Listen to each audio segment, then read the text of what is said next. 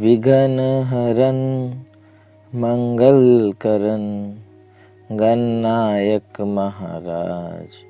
और प्रथम निमंत्रण आपको मेरे पूरन की जो काज। सदा भवानी दायनी सन्मुख आद गणेश। पांच देव मिल रक्षा करें श्री गुरु ब्रह्मा विष्णु महेश। बोलो श्री गणपति महाराज की जय। वक्रतुंड महाकाय सूर्यकोटि संप्रभा निर्विघ्नं कुरु मे देव सर्वकार्येषु सर्वदा। बोल मेरे गणपति महाराज की जय। आदि गुरु नमः, जुगाद गुरु नमः, कुल गुरु नमः, पितृ गुरु नमः, सर्वांग गुरु नमः। बोल मेरे श्री गुरु महाराज की जय। हे महादेव, श्री शिव महापुराण पढ़ने सुनने की आज्ञा प्रदान करे। सदैव अपने चरणाविंदों में लगाए रखे। हर हर महादेव। श्री शिव महापुराण महात्म्य। श्री शौनक जी ने पूछा, महाज्ञानी सूत जी, आप संपूर्ण सिद्धांतों के ज्ञाता हैं। प्रभु, मुझसे पुराणों की कथाओं के सार तत्व का विशेष रूप से वर्णन कीजिए। ज्ञान और वैराग्य सहित भक्ति से प्राप्त होने वाले विवेक की वृद्धि कैसे होती है तथा साधु पुरुष किस प्रकार अपने काम, क्रोध आदि मानसिक विकारों का निवारण करते हैं। इस घोर कलयुग में जीव प्राय आसुर स्वभाव के हो गए हैं। उस जीव समुदाय को शुद्ध देवी संपत्ति से युक्त बनाने के लिए सर्वश्रेष्ठ उपाय क्या है? आप इस समय मुझे ऐसा कोई शाश्वत साधन बताइए जो कल्याणकारी वस्तुओं में भी सबसे उत्कृष्ट एवं परम मंगलकारी हो तथा पवित्र करने वाले उपायों में भी सर्वोत्तम पवित्र कारक उपाय हो। तात वह साधन ऐसा हो जिसके अनुष्ठान से शीघ्र ही अंतकरण की विशेष शुद्धि हो जाए तथा उससे निर्मल चित्त वाले पुरुष को सदा के लिए शिव की प्राप्ति हो जाए। श्री सूत जी ने कहा, मुनि श्रेष्ठ शौनक, तुम धन्य हो, क्योंकि तुम्हारे हृदय में पुराण कथा सुनने का विशेष प्रेम एवं लालसा है। इसलिए मैं शुद्ध बुद्धि से विचार कर तुमसे परम उत्तम शास्त्र का वर्णन करता हूँ। वत्स, वह संपूर्ण शास्त्रों के सिद्धांत से संपन्न भक्ति आदि को बढ़ाने वाला तथा भगवान शिव को संतुष्ट करने वाला है। कानों के लिए रसायन अमृत स्वरूप तथा दिव्य है, तो मुझसे श्रवण करो। मुने, वह परम उत्तम शास्त्र है शिव पुराण, जिसका पूर्व काल में भगवान शिव ने ही प्रवचन किया है। यह काल रूपी सर्प प्राप्त होने वाले महान त्रास का विनाश करने वाला उत्तम साधन है। गुरुदेव व्यास ने सनत्य कुमार मुनि का उपदेश पाकर बड़े आदर से संक्षेप में ही इस पुराण का प्रतिपादन किया है। इस पुराण के प्रणय का उद्देश्य है कलयुग में उत्पन्न होने वाले मनुष्यों के परम हित का साधन। यह शिव पुराण उत्तम शास्त्र है।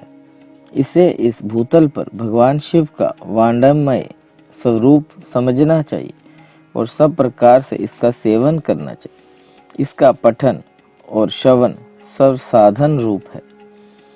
इसलिए शिव भक्ति पाकर श्रेष्ठतम स्थिति में पहुंचा हुआ मनुष्य शीघ्र ही शिव पद को प्राप्त कर लेता है। इसलिए संपूर्ण यत्न करके मनुष्यों ने इस पुराण को पढ़ने की इच्छा की है तथा इसके अध्ययन को अभिष्ट साधन माना है। इसी तरह इसका प्रेम पूर्वक श्रवण भी संपूर्ण मनोवांछित फलों को देने वाला है। भगवान शिव के इस पुराण को सुनने से मनुष्य सब पापों से मुक्त हो जाता है तथा इन जीवन में बड़े बड़े उत्कृष्ट भोगों का उपभोग करके अंत में शिवलोक को प्राप्त कर लेता है। यह शिव पुराण नामक ग्रंथ 24,000 श्लोकों से युक्त है। इसकी 7 संहिताएं हैं। मनुष्य को चाहिए कि वह भक्ति, ज्ञान और वैराग्य से संपन्न हो, बड़े आदर से इसका श्रवण करे। 7 संहिताएं। यह दिव्य शिव पुराण पर ब्रह्मा परमात्मा के समान विराजमान है और सबसे उत्कृष्ट गति प्रदान करने वाला है। जो निरंतर अनुसंधान पूर्वक इस शिव पुराण को बाँचता है अथवा नित्य प्रेम पूर्वक इसका पाठ करता है, वह पुण्य आत्मा है, इससे संशय नहीं है। जो उत्तम बुद्धि वाला पुरुष अंत काल में भक्ति पूर्वक इस पुराण को सुनता है, उस पर अत्यंत प्रसन्न हुए भगवान महेश्वर उसे अपना पद प्रदान करते हैं। जो प्रतिदिन आदर पूर्वक इस शिव पुराण का पूजन करता है, वह इस संसार में संपूर्ण भोगों को भोग कर अंत में भगवान शिव के पद को प्राप्त कर लेता है। जो प्रतिदिन आलस्य रहित हो, रेशमी वस्त्र आदि के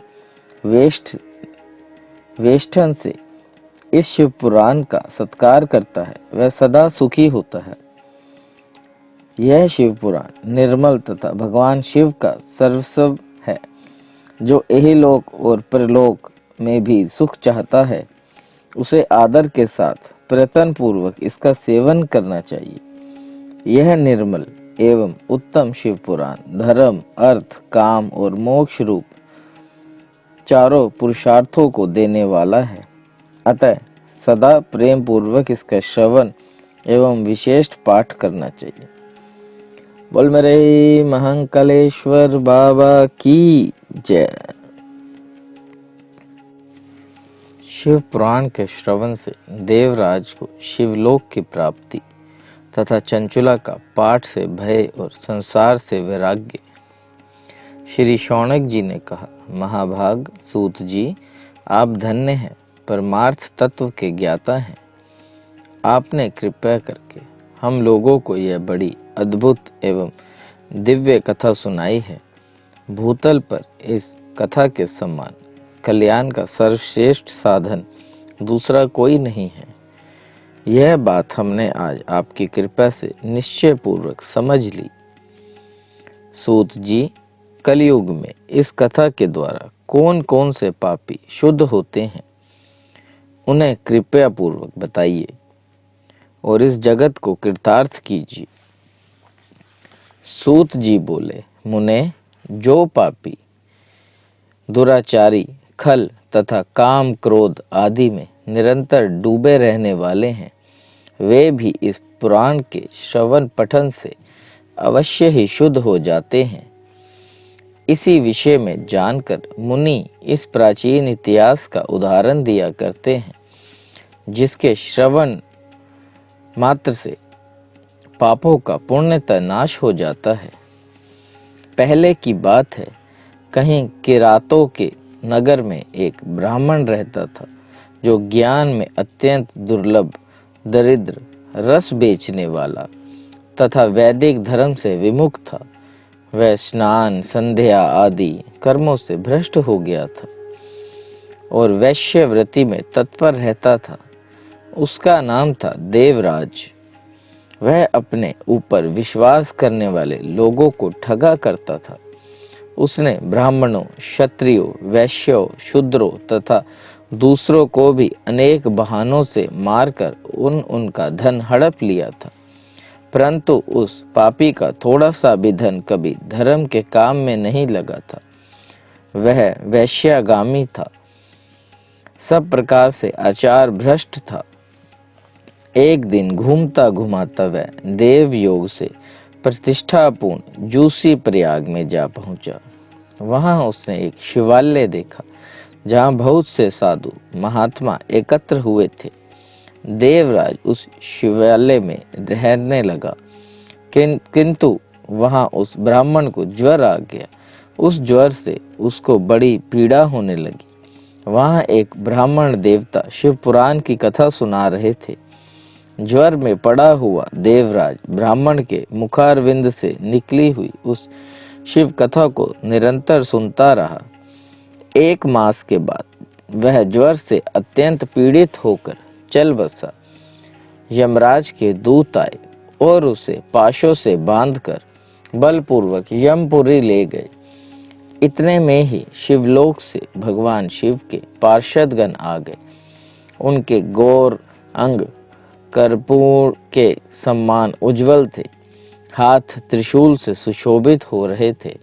उनके संपूर्ण अंग भस्म से उदासित थे और रुद्राक्ष की मालाएं उनके शरीर की शोभा बढ़ा रही थी। वे सब के सब क्रोध पूर्वक यमपुरी में गए और यमराज के दूतों को मार पीट कर बारंबार धमकाकर उन्होंने देवराज को उनके चंगुल से छुड़ा लिया और अत्यंत अद्भुत विमान पर बिठाकर जब वे शिवदूत कैलाश जाने को उद्यत हुए, उस समय यमपुरी में बड़ा भारी कोलाहल मच गया। उस कोलाहल को सुनकर यमराज अपने भवन से बाहर आए।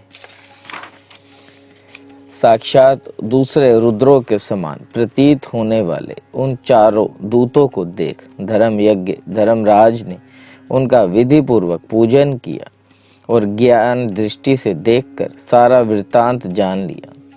उन्होंने भय के कारण भगवान शिव के उन महात्मा दूतों से कोई बात नहीं पूछी, उल्टे उन सब की पूजा एवं प्रार्थना की। तत्पश्चात वे शिवदूत कैलाश को चले गए और वहां पहुंचकर उन्होंने उस ब्राह्मण को दया सागर सामंब शिव के हाथों में दे दिया। शौनक जी, महाभाग्य सूत जी, आप सर्वज्ञ हैं। महामते, आपके कृपया प्रसाद से मैं बारंबार कृतार्थ हुआ। इस इतिहास को सुनकर मेरा मन अत्यंत आनंद में निमग्न हो गया है। अतः अब भगवान शिव में प्रेम बढ़ाने वाली शिव संबंधनी दूसरी कथा को भी कहिए। श्री सूत जी बोले, शौनक सुनो, मैं तुम्हारे सामने गोपनीय कथा वस्तु का भी वर्णन करूंगा, क्योंकि तुम शिव भक्तों में अग्रण्य तथा वेद वेताओं में श्रेष्ठ हो। समुद्र के निकटवर्ती प्रदेश में एक वाशकल नामक ग्राम है, जहाँ वैदिक धर्म से विमुख महापापी द्विज निवास करते हैं। वे सब के सब बड़े दुष्ट हैं। उनका मन दूषित विषय भोगों में ही लगा रहता है। वे न देवताओं पर विश्वास करते हैं, न भाग्य पर। वे सभी कुटिल वृत्ति वाले हैं, किसानी करते और भांति भांति के घातक अस्त्र शस्त्र रखते हैं। वे व्याभिचारी और खल हैं। ज्ञान, वैराग्य तथा सधर्म का सेवन भी मनुष्य के लिए परम पुरुषार्थ है। इस बात को वे बिल्कुल नहीं जानते। वे सभी पशु बुद्धि वाले हैं। जहाँ के द्विज ऐसे हों, वहाँ के अन्य वर्णों के विषय में क्या कहना। अन्य वर्णों के लोग भी उन्हीं की भांति कुत्सित विचार रखने वाले, स्वधर्म विमुख एवं खल हैं। वे सदा कुकर्म में लगे रहते और नित्य विषय भोगों में ही डूबे रहते हैं। वहाँ की सब स्त्रियां भी कुटिल स्वभाव की, स्वेच्छाचारिणी, पापासक्त, कुत्सित विचार वाली और व्यभिचारिणी हैं। वे सद्व्यवहार तथा सदाचार से सर्वथा शून्य हैं। इस प्रकार वहाँ दुष्टों का ही निवास है। उस वाशकल नामक ग्राम में किसी समय एक विदुंग नामधारी ब्राह्मण रहता था। वह बड़ा अधम था, दुरात्मा और महापापी था। यद्यपि उसकी स्त्री बड़ी सुंदर थी, तो भी वह कुमार्ग पर ही चलता था।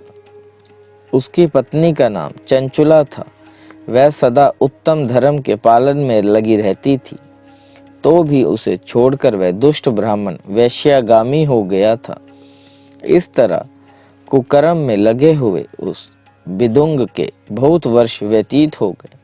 उसकी स्त्री चंचुला काम से पीड़ित होने पर भी स्वधर्म नाश के भय से क्लेश सहकर भी दीर्घ काल तक धर्म से भ्रष्ट नहीं हुई, परंतु दुराचारी पति के आचरण से प्रभावित हो आगे चलकर वह स्त्री भी दुराचारनी हो गई। इस तरह दुराचार में डूबे हुए उन मूढ़ चित्त वाले पति पत्नी का बहुत सा समय व्यर्थ बीत गया। तदनंतरन शूद्र जातीय वैश्य का पति बना हुआ वह दूषित बुद्धि वाला दुष्ट ब्राह्मण विदुंग समयानुसार मृत्यु को प्राप्त हो नरक में जा पड़ा। बहुत दिनों तक नरक के भोग भोग कर वह मूढ़ बुद्धि वाला विनध्य पर्वत पर भयंकर पिशाच हुआ। इधर उस दुराचारी पत्नी विदुंग के मर जाने पर वह मूढ़ हृदय चंचुला बहुत समय तक पुत्रों के साथ अपने घर में ही रही। एक दिन देवयोग से किसी पुण्य पर्व के आने पर वह स्त्री भाई बंधुओं के साथ गोकर्ण क्षेत्र में गई। तीर्थ यात्रियों के संग उसने भी उस समय जाकर किसी तीर्थ में जल में स्नान किया। फिर वह साधारणता मेला देखने की दृष्टि से बंधुजनों के साथ यत्र तत्र घूमने लगी। घूमती घुमाती किसी देव मंदिर में गई और वहां उसने एक देवज्ञ ब्राह्मण के मुख से भगवान शिव की परम पवित्र एवं मंगलकारिणी उत्तम पौराणिक कथा सुनी। कथावाचक ब्राह्मण कह रहे थे कि जो स्त्रियां पर पुरुषों के साथ व्यभिचार करती हैं वे मरने के बाद जब यमलोक में जाती हैं तब यमलोक के दूत उनकी योनि में तपे हुए लोहे का परियज्ञ डालते हैं। पौराणिक ब्राह्मण के मुख से यह वैराग्य बढ़ाने वाली कथा सुनकर चंचुला भय से व्याकुल हो गई और वहां कांपने लगी। जब कथा समाप्त हुई और सुनने वाले वह सब लोग वहां से घर चले गए, तब वह भयभीत नारी एकांत में शिव पुराण की कथा बाँचने वाले उस ब्राह्मण देवता से बोली। चंचुला ने कहा, ब्राह्मण, मैं अपने धर्म को नहीं जानती थी, इसलिए मेरे द्वारा बड़ा दुराचार हुआ है। स्वामिन्य, मेरे ऊपर अनुपम कृपा करके आप मेरा उद्धार कीजिए। आज आपके वैराग्य रस से ओतप्रोत इस प्रवचन को सुनकर मुझे बड़ा भय लग रहा है। मैं कांप उठी हूँ और मुझे इस संसार से वैराग्य हो गया है। मुझ मूढ़ चित्त वाली पापिनी को धिक्कार है। मैं सर्वथा निंदा के योग्य हूँ, कुत्सित विषयों में फंसी हुई हूँ और अपने धर्म से विमुख भी हो गई हूँ। हाय, ना जाने किस किस घोर कष्टदायक दुर्गति में मुझे पड़ना पड़ेगा और वहाँ कौन बुद्धिमान पुरुष कुमार्ग में मन लगाने वाली मुझ पापिनी का साथ देगा। मृत्यु काल में मैं उन भयंकर यमदूतों को मैं कैसे देखूंगी जब वे बल्लभ पूर्वक मेरे गले में बंधे डालकर मुझे बांधेंगे, तब मैं कैसे धीरज धारण कर सकूंगी। नरक में जब मेरे शरीर के टुकड़े टुकड़े किए जाएंगे, उस समय विशेष दुख देने वाली उस महायातना को मैं वहां कैसे सहूंगी। हाय, मैं मारी गई, मैं जल गई, मेरा हृदय विदीर्ण हो गया और मैं सब प्रकार से नष्ट हो गई, क्योंकि मैं हर तरह से पाप में ही डूबी रही हूँ। ब्राह्मण, आप ही मेरे गुरु, आप ही मेरे माता और आप ही मेरे पिता हैं। आपकी शरण में आई हुई मुझ दीन अबला का आप ही उद्धार कीजिए, उद्धार कीजिए। सूत जी कहते हैं, शौनक, इस प्रकार खेद और वैराग्य से युक्त हुई चंचुला ब्राह्मण देवताओं के दोनों चरणों में गिर पड़ी। तब उन बुद्धिमान ब्राह्मणों ने कृपया पूर्वक उसे उठाया और इस प्रकार कहा। चंचुला के प्रयत्न से पार्वती जी की आज्ञा पाकर तुम्बूर का विनध्य पर्वत पर शिव पुराण की कथा सुनाकर विदुंग का पिशाच योनि से उद्धार करना तथा उन दोनों दंपत्ति का शिवधाम में सुखी होना। सूत जी बोले, शौनक, एक दिन परमानंद में निमग्न हुई चंचुला ने उमा देवी के पास जाकर प्रणाम किया और दोनों हाथ जोड़कर बोली। चंचुला बोली, गिरिराज नंदिनी स्कंद माता उमे, मनुष्यों ने सदा आपका सेवन किया है। समस्त सुखों को देने वाली शंभु प्रिय, आप ब्रह्मा स्वरूपिणी हैं। विष्णु और ब्रह्मा आदि देवताओं द्वारा सेव्य हैं। आप ही सगुणा और निर्गुणा हैं तथा आप ही सूक्ष्मा सच्चिदानंद स्वरूपिणी हैं, आद्या प्रकृति हैं। आप ही संसार की सृष्टि, पालन और संहार करने वाली हैं। तीनों गुणों का आश्रय भी आप ही हैं। ब्रह्मा, विष्णु और महेश, इन तीनों देवताओं का आवास स्थान तथा उनकी प्रथम प्रतिष्ठा करने वाली पराशक्ति आप ही हैं। सूत जी कहते हैं, शौनक, जिसे सद्गति प्राप्त हो चुकी थी वह चंचुला इस प्रकार महेश्वर पत्नी उमा की स्तुति करके सिर झुकाए चुप हो गई। उसके नेत्रों में प्रेम के आंसू उमड़ आए थे। तब करुणा से भरी हुई शंकर प्रिय भक्त वत्सल्या पार्वती देवी ने चंचुला को संबोधित करके बड़े प्रेम से इस प्रकार कहा। पार्वती बोली, सखी चंचुला सुंदरी, मैं तुम्हारी की हुई इस स्तुति से बहुत प्रसन्न हूँ। बोलो, क्या वर मांगती हो? तुम्हारे लिए मुझे कुछ भी अदेय नहीं है। चंचुला बोली, निष्पाप गिरिराज कुमारी, मेरे पति विदुंग ने इस समय कहाँ हैं? उनकी कैसे गति हुई मैं यह नहीं जानती। कल्याणमयी दीन वत्सल्य, मैं अपने उन पति देव से जिस प्रकार संयुक्त हो सकूं वैसा ही उपाय कीजिए। महेश्वरी, महादेवी, मेरे पति एक शूद्र जातीय वैश्य के प्रति आसक्त थे और पाप में ही डूबे रहते थे। उनकी मृत्यु मुझसे पहले ही हो गई थी। न जाने वे किस गति को प्राप्त हुए। गिरिराज बोली, बेटी, तुम्हारा विदुंग नाम वाला पति बड़ा पापी था। उसका अंतकरण बड़ा ही दूषित था। वैश्या का उपभोग करने वाला वह महामूढ़ मरने के बाद नरक में पड़ा। अनगिनत वर्षों तक नरक में नाना प्रकार के दुख भोग कर वह पापात्मा अपने शेष पाप को भोगने के लिए विनध्य पर्वत पर पिशाच हुआ है।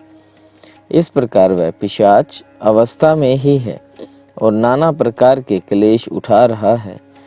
वह दुष्ट वहीं वायु पीकर रहता और सदा सब प्रकार के कष्ट सहता है।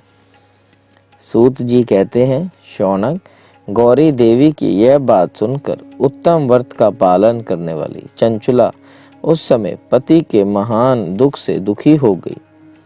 फिर मन को स्थिर करके वह ब्राह्मण पत्नी ने व्यथित हृदय से महेश्वरी को प्रणाम करके पुनः पूछा, उस पापात्मा पति को किस उपाय से उत्तम गति प्राप्त हो सकती है, यह शीघ्र बताइए। आपको नमस्कार है। पार्वती ने कहा, तुम्हारे पति यदि शिव पुराण की पुण्यमयी उत्तम कथा सुने तो सारी दुर्गति को पार करके वह उत्तम गति का भागी हो सकता है।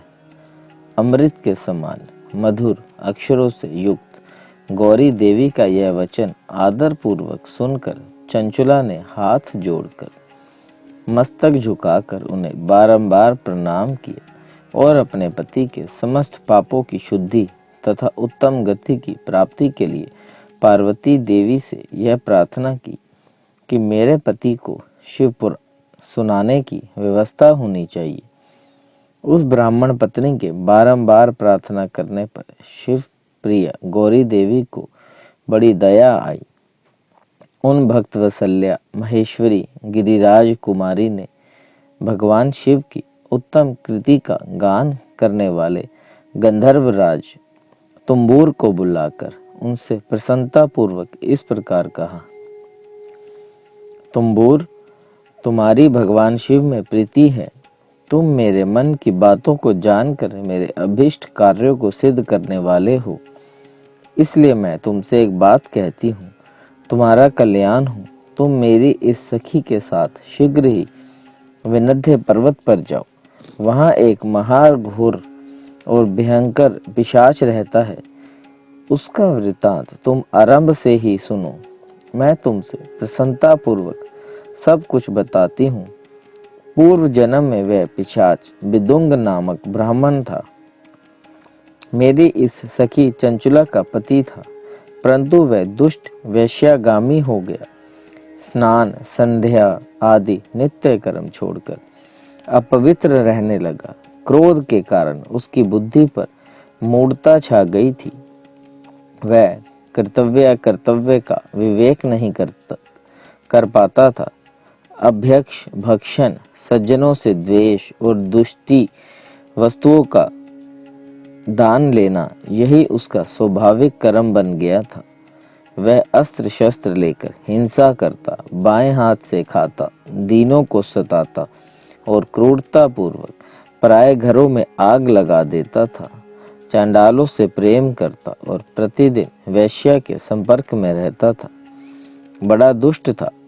वह पापी अपने पत्नी का परित्याग करके दुष्टों के संग में ही आनंद मनाता था।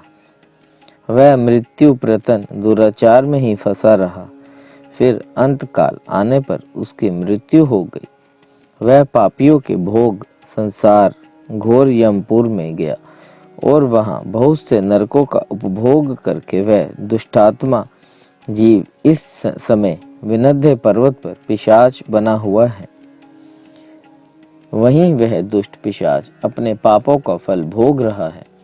तुम उसके आगे यत्न पूर्वक शिव पुराण की उस दिव्य कथा का प्रवचन करो, जो परम पुण्यमयी तथा समस्त पापों का नाश करने वाली है।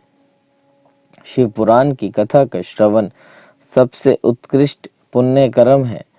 उससे उसका हृदय शीघ्र ही समस्त पापों से शुद्ध हो जाएगा और वह प्रेत योनियों का परित्याग कर देगा। उस दुर्गति से मुक्त होने पर विदुंग नामक पिशाच को मेरी आज्ञा से विमान पर बैठाकर तुम भगवान शिव के समीप ले आओ। सूत जी कहते हैं, शौनक, महेश्वरी उमा के इस प्रकार आदेश देने पर गंधर्वराज तुम्बूर मन ही मन बड़े प्रसन्न हुए। उन्होंने अपने भाग्य की सराहना की। तत्पश्चात उस पिशाच की सती साध्वी पत्नी चंचुला के साथ विमान पर बैठकर नारद के प्रिय मित्र तुम्बूर वेग पूर्वक विनध्य पर्वत पर पहुंच गए, जहां वह पिशाच रहता था। वहां उन्होंने उस पिशाच को देखा। उसका शरीर विशाल था, ठोडी बहुत ही बड़ी थी। वह कभी हंसता और कभी रोता और कभी उछलता था। उसकी आकृति बड़ी विकराल थी। भगवान शिव की उत्तम कृति का गान करने वाले महाबली तुम्बूर ने उस अत्यंत भयंकर पिशाच को पाशों द्वारा बांध लिया। तदनंतरन तुम्बूर ने शिव पुराण की कथा वाचने का निश्चय करके महोत्सव युक्त स्थान और मंडप आदि की रचना की। इतने में ही संपूर्ण लोकों में बड़े वेग से यह प्रचार हो गया कि देवी पार्वती की आज्ञा से एक पिशाच का उद्धार करने के उद्देश्य से शिव पुराण की उत्तम कथा सुनाने के लिए तुम्बूर विनध्य पर्वत पर आ गए हैं। फिर तो उस कथा को सुनने के लोभ से बहुत ही देवऋषि भी शीघ्र ही वहां पहुंचे। आदर पूर्वक शिव पुराण सुनने के लिए आए हुए लोगों का उस पर्वत पर बड़ा अद्भुत और कल्याणकारी समाज जुट गया। फिर तुम्बूर ने उस पिशाच को पाशों से बांधकर आसन पर बिठाया और हाथ में वीणा लेकर गौरीपति की कथा का गान आरंभ किया। पहली अर्थात विद्येश्वर संहिता से लेकर 7वीं वायु संहिता तक महात्म्य सहित शिव पुराण की कथा का उन्होंने स्पष्ट वर्णन किया। 7 संहिताओं सहित शिव पुराण का आदर पूर्वक श्रवण वे सभी श्रोता पुण्यता कृतार्थ हो गए। उस परम पुण्यमय शिव पुराण को सुनकर उस पिशाच ने अपने सारे पापों को धोकर उस पेशाचिक शरीर को त्याग दिया। फिर तो शीघ्र ही उसका रूप दिव्य हो गया। अंग कांति गौरववन की हो गई। शरीर पर श्वेत वस्त्र तथा सब प्रकार के पुरुषोचित आभूषण उसके अंगों को उदासित करने लगे। वह त्रिनेत्रधारी चंद्रशेखर रूप हो गया। इस प्रकार दिव्य देहधारी होकर श्रीमान विदुंग अपनी प्राण वल्लभा चंचुला के साथ स्वयं ही पार्वती वल्लभ भगवान शिव का गुणगान करने लगा। उसकी स्त्री को इस प्रकार दिव्य रूप से सुशोभित देख वे सभी देव ऋषि बड़े विस्मित हुए। उनका चित्त परमानंद से परिपूर्ण हो गया। भगवान महेश्वर का वह अद्भुत चरित्र सुनकर वे सभी श्रोता परम कृतार्थ हो प्रेम पूर्वक श्री शिव का यशोगान करते हुए अपने अपने धाम को चले गए। दिव्य रूपधारी श्रीमान विदुंग भी सुंदर विमान पर अपनी प्रियतमा के साथ बैठकर सुख पूर्वक आकाश में स्थित हो बड़ा शोभा पाने लगे।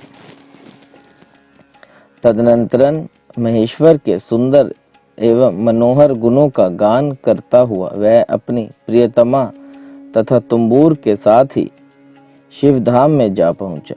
वहां भगवान महेश्वर तथा पार्वती देवी ने प्रसन्नता पूर्वक विदुंग का बड़ा सत्कार किया और उसे अपना पार्षद बना दिया। उसकी पत्नी चंचुला पार्वती जी की सखी हो गई। उस घनीभूत ज्योति स्वरूप परमानंद में सनातन धाम में अविचल निवास पाकर वे दोनों दंपति परम सुखी हो गए। बोल मेरे महाकालेश्वर बाबा की जय। शिव पुराण के श्रवण की विधि तथा श्रोताओं के पालन करने वाले नियमों का वर्णन शौनक जी कहते हैं, महाप्राज्ञ व्यास शिष्य सूत जी, आपको नमस्कार है, बारंबार नमस्कार है। आप धन्य हैं, शिव भक्तों में श्रेष्ठ हैं। आपके महान गुण वर्णन करने योग्य हैं। अब आप कल्याणमय शिव पुराण की श्रवण की विधि बतलाइए, जिससे सभी श्रोताओं को संपूर्ण उत्तम फल की प्राप्ति हो सके। सूत जी ने कहा, मुने शौनक, अब मैं तुम्हें संपूर्ण फल की प्राप्ति के लिए शिव पुराण की श्रवण की विधि बता रहा हूँ।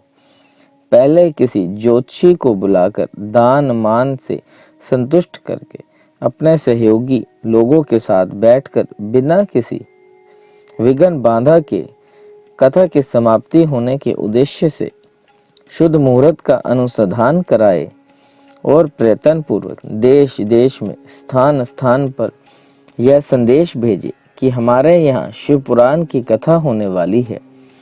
अपने कल्याण की इच्छा रखने वाले लोगों को उसे सुनने के लिए अवश्य पधारना चाहिए। कुछ लोग भगवान श्री हरि की कथा से बहुत दूर पड़ गए हैं। कितने ही स्त्री शूद्र आदि भगवान शंकर की कथा की कीर्तन से वंचित रहते हैं।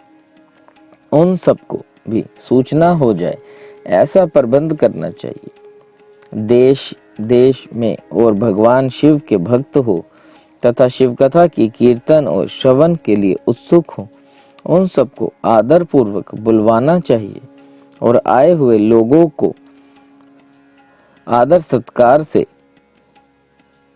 विनम्र विनती के साथ उनका निमंत्रण स्वीकार करवाना चाहिए। शिव मंदिर में, तीर्थ में, वन प्रांत में अथवा घर में शिव पुराण की कथा सुनने के लिए उत्तम स्थान का निर्माण करना चाहिए।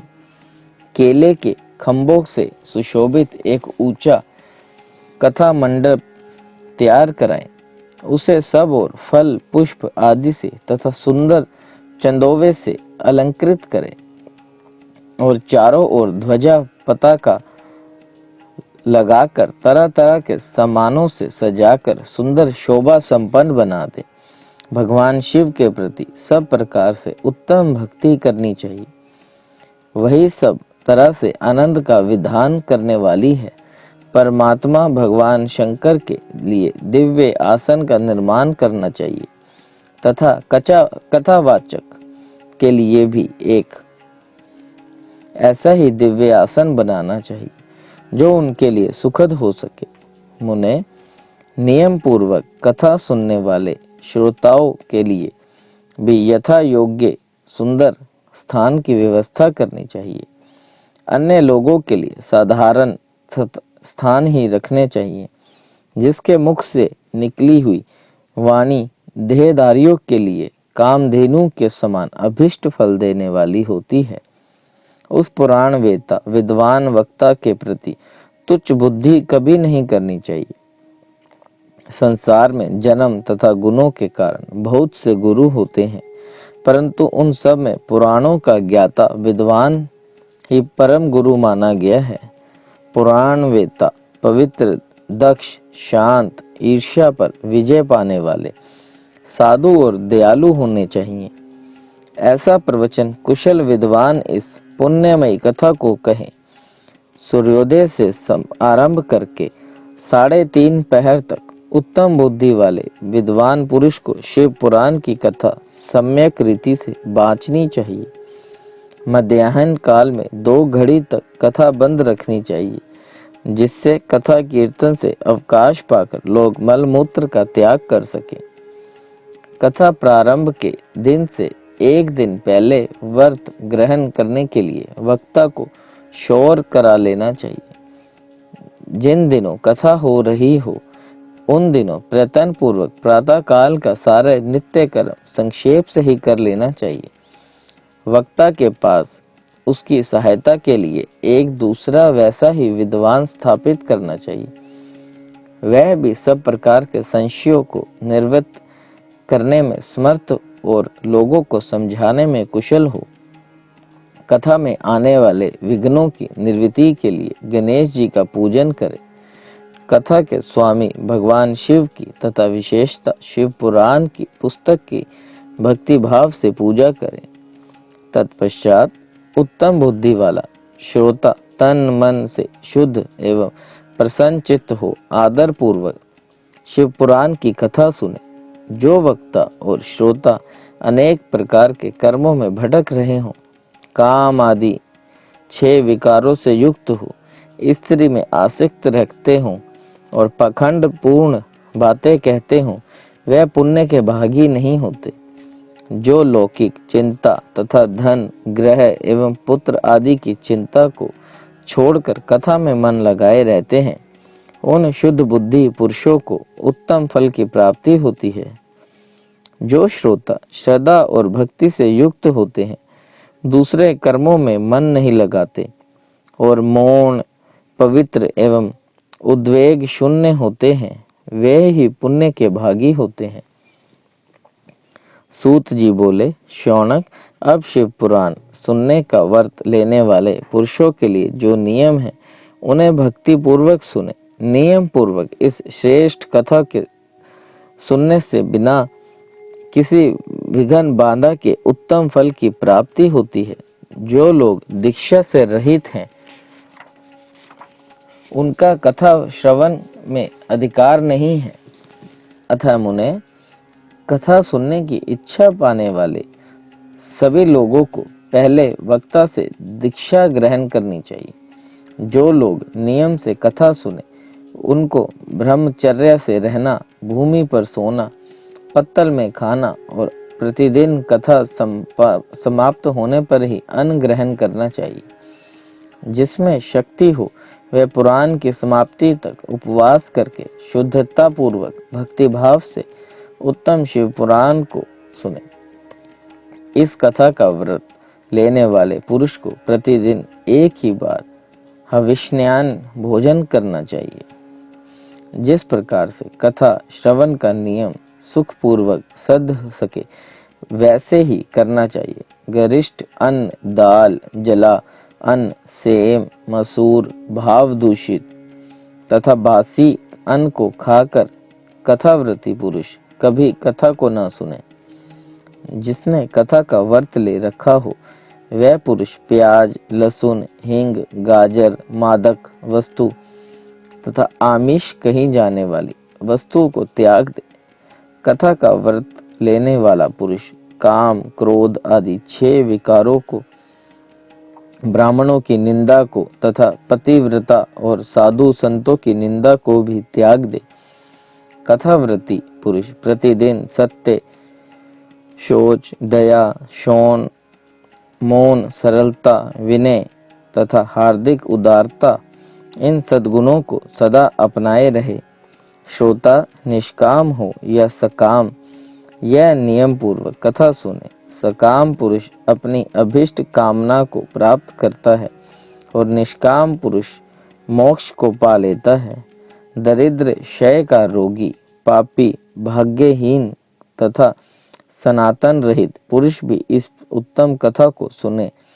काक, बंध्या आदि को 7 प्रकार की दुष्टा स्त्रियां हैं, वे तथा जिसका गर्भ गिर जाता हो, वह इन सभी शिव पुराण की उत्तम कथा सुननी चाहिए।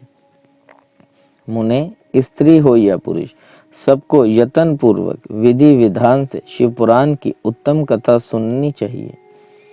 महर्षि, इस तरह शिव पुराण की कथा के पाठ एवं श्रवण संबंधी यज्ञोत्सव की समाप्ति होने पर श्रोताओं को भक्ति एवं प्रयत्न पूर्वक भगवान शिव की पूजा की भांति पुराण पुस्तक की भी पूजा करनी चाहिए। तदनंतर विधि पूर्वक वक्ता का भी पूजन करना चाहिए। पुस्तक को आच्छादित करने के लिए नवीन एवं सुंदर बस्ता बनवाएं और उसे बांधने के लिए दृढ़ एवं दिव्य डोरी लगवाएं, फिर उसका विधिवत पूजन करें। मुनि श्रेष्ठ, इस प्रकार महान उत्सव के साथ पुस्तक और वक्ता की विधिवत पूजा करके वक्ता की सहायता के लिए स्थापित हुए पंडित का भी उसी के अनुसार धन आदि के द्वारा उससे कुछ ही कम हो सत्कार करे। वहां आए हुए ब्राह्मणों को अन्न, धन आदि का दान करे। साथ ही गीत, वाद्य और नृत्य आदि के द्वारा महान उत्सव रचाएं। मुने, यदि श्रोता विरक्त हो तो उसके लिए कथा समाप्ति के दिन विशेष रूप से उस गीत का पाठ करना चाहिए जिसे श्री रामचंद्र जी के प्रति भगवान शिव ने कहा था। यदि श्रोता ग्रस्त हो तो उस बुद्धिमान को उस श्रवण कर्म की शांति के लिए शुद्ध हविष्य के द्वारा होम करना चाहिए। मुने, रुद्र संहिता के प्रत्येक श्लोक द्वारा होम करना उचित है अथवा गायत्री मंत्र से होम करना चाहिए, क्योंकि वास्तव में यह पुराण गायत्रीमय ही है। अथवा शिव पंचाक्षर मूल मंत्र से हवन करना उचित है। होम करने की शक्ति न हो तो विद्वान पुरुष यथाशक्ति हवनीय वहिष्य का ब्राह्मणों को दान करे। न्यून रीति पूर्वक दोष की शांति के लिए भक्ति पूर्वक शिव सहस्त्र नाम का पाठ अथवा श्रवण करे। इससे सब कुछ सफल होता है, इसमें संशय नहीं है, क्योंकि तीनों लोकों में उससे बढ़कर कोई वस्तु नहीं है। कथा श्रवण संबंधी व्रत की पूर्णता की सिद्धि के लिए 11 ब्राह्मणों को मधु मिश्रित खीर भोजन कराएं और उन्हें दक्षिणा दे।